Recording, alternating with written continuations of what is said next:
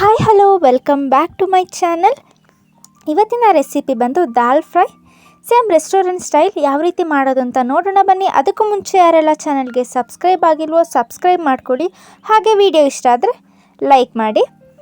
ಮೊದಲಿಗೆ ನಾನಿಲ್ಲಿ ಹೆಸರುಬೇಳೆ ಮತ್ತು ತೊಗರಿಬೇಳೆ ಎರಡು ತೊಗೊಂಡಿದ್ದೆ. ನಿಮಗೆ ಯಾವುದು ಮಿಕ್ಸ್ಡ್ ದಾಲ್ ಯಾವುದನ್ನು ನೀವು ಹಾಕ್ಕೋಬೋದು. ನಾನಿಲ್ಲಿ 1/4 ಕಪ್ ಆಗೋಷ್ಟು ಎರಡು ತಗೊಂಡಿದ್ದೀನಿ.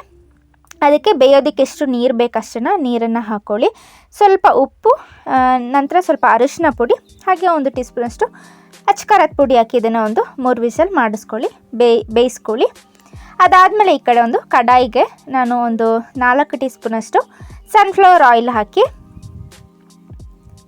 ಆಯಿಲ್ ಸ್ವಲ್ಪ ಬಿಸಿ ಆದಮೇಲೆ ಅದಕ್ಕೆ 1 ಟೀ ಸ್ಪೂನಷ್ಟು ಜೀರಿಗೆ.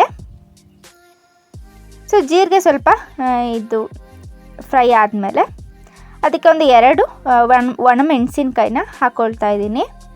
ಅದು ಸ್ವಲ್ಪ ಫ್ರೈ ಆಗಲಿ. ನಂತರ ಇದಕ್ಕೆ ನಾನು ಶುಂಠಿ ಬೆಳ್ಳುಳ್ಳಿ ಚಿಕ್ಕದಾಗಿ ಕಟ್ ಮಾಡಿ ಹಾಕ್ಕೊಳ್ತಾ ಇದ್ದೀನಿ. ಅದೊಂದು 2 ಟೀ ಸ್ಪೂನ್ ಇರ್ಬೋದು, ಅಷ್ಟು ನೀವು ಕಟ್ ಮಾಡಿ ಹಾಕ್ಕೊಳ್ಳಿ. ಇದನ್ನು ಮೀಡಿಯಮ್ ಫ್ಲೇಮಲ್ಲಿ ನೀವು ಇದನ್ನು ಫ್ರೈ ಮಾಡ್ಕೋಬೇಕಾಗತ್ತೆ.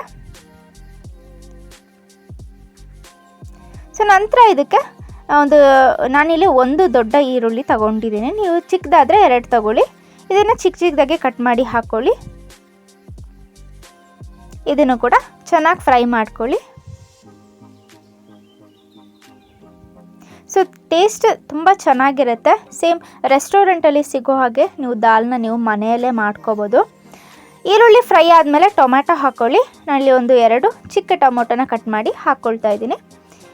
ಇವಾಗ ಇದು ಪೂರ್ತಿ ಸಾಫ್ಟಾಗಿ ಬೆಂದ ಮೇಲೆ ನೆಕ್ಸ್ಟ್ ಹಾಕ್ಕೊಳ್ಳೋಣ ದಾಲ್ನ, ಬೆಂದಿರೋದಂಥ ದಾಲ್ನ. ನಂತರ ಇದಕ್ಕೆ ನಾವು ಮಸಾಲೆ ಪುಡಿಗಳನ್ನ ಹಾಕ್ಕೊಳ್ಳೋಣ. ನಾನು ಸ್ವಲ್ಪ ಧನಿಯಾ ಪುಡಿ 1 ಟೀ ಸ್ಪೂನಷ್ಟು, ಹಾಗೆ 1 ಟೀ ಸ್ಪೂನಷ್ಟು ಗರಂ ಮಸಾಲ. ನಂತರ ಈ ಮಸಾಲೆಗೆ ಎಷ್ಟು ಬೇಕಷ್ಟು ಉಪ್ಪನ್ನ ಹಾಕ್ಕೊಳ್ಳಿ. ಒಂದು 1/4 ಟೀ ಸ್ಪೂನ್ ಉಪ್ಪನ್ನ ಹಾಕ್ಕೊಳ್ಳಿ. ನಂತರ ಬೇಕಾದ್ರೆ ನೀವು ನೋಡ್ಕೊಂಡು ಉಪ್ಪನ್ನ ಹಾಕ್ಕೋಬೋದು. ಇದನ್ನು ಈಗ ಸಾಫ್ಟಾಗಿ ಬೇಯಿಸ್ಕೊಳ್ಳಿ.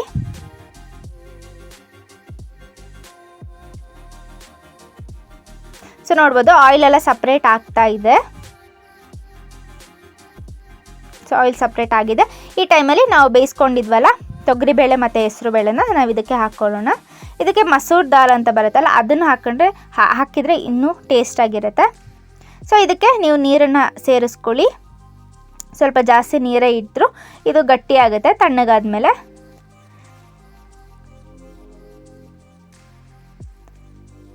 ಇದನ್ನು ನೀವು 1-2 ನಿಮಿಷಗಳ ಕಾಲ ಹೀಗೆ ಬಿಟ್ಟು ಬೇಯಿಸ್ಕೊಳ್ಳಿ. ಇವಾಗ ನಿಮಗೆ ಏನಾದರೂ ಉಪ್ಪು ಖಾರ ಅಥವಾ ಹುಳಿ ಬೇಕು ಅಂದರೆ ನೀವು ಸ್ವಲ್ಪ ಹಾಕ್ಕೋಬೋದು.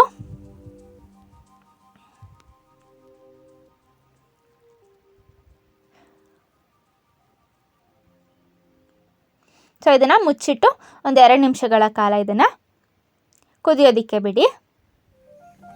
ನೋಡ್ತಾ ಇದ್ದೀರಲ್ಲ, ಒಂದು ತಿಕ್ಕ ಗ್ರೇವಿಯಾಗಿ ಚಪಾತಿ, ಪೂರಿ, ಹಾಗೆ ರೋಟಿ, ಹಾಗೆ ಅನ್ನದ ಜೊತೆಗೂ ತುಂಬ ಟೇಸ್ಟಿಯಾಗಿರುತ್ತೆ.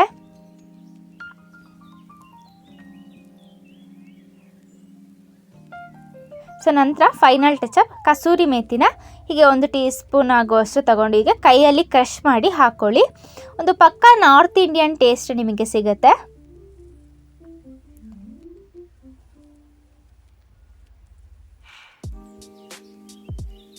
ನೋಡಿದ್ರಲ್ಲ, ಇವಾಗ ದಾಲ್ ರೆಡಿ ಆಗಿದೆ. ನಾವು ಇದನ್ನು ಸರ್ವ್ ಮಾಡ್ಕೊಳ್ಳೋಣ.